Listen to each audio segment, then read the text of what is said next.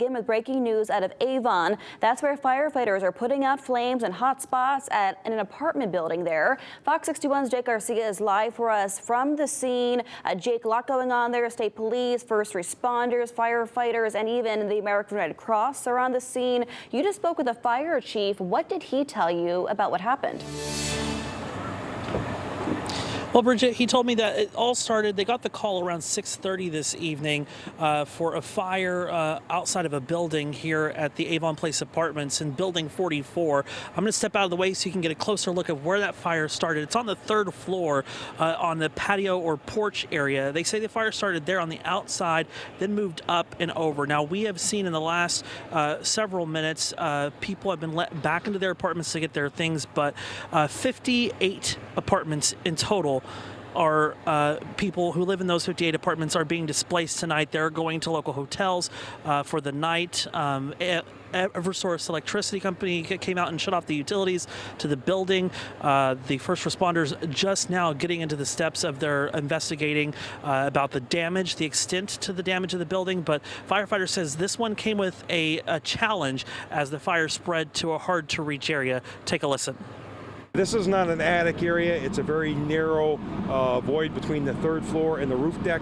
So it's either accessing it through pulling ceilings down from the underside or actually cutting holes in the roof.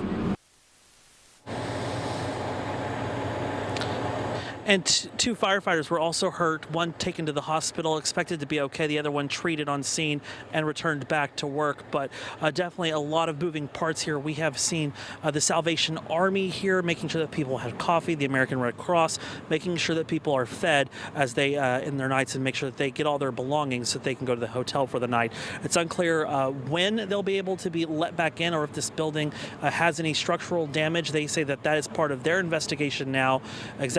That will continue for the next several hours. Bridget? Yeah, Jake, thank you. We don't know the cause of this fire, of course, still under investigation, but this time of year, electrical fires are very common. A lot of people using their heaters. It's cold outside, so that is something being looked into. But I wanted to ask you real quick, any indication smoke alarms were working during this incident? There's been no word about smoke alarms, but we do know from another resident that we spoke to who didn't want to go on camera earlier this evening that his neighbor actually smelled the smoke and then pulled the fire alarm to the building. These are very old buildings. They have fire breaks in them, but since it's older, those fire breaks could be breached. So that's what they're checking now. They're peeling back ceiling and roof just to make sure that the damage is contained to this section. So hopefully they can allow people who live in the other parts of the building to come back in later tomorrow, hopefully. Bridget? Very helpful information, Jake. Thank you so much.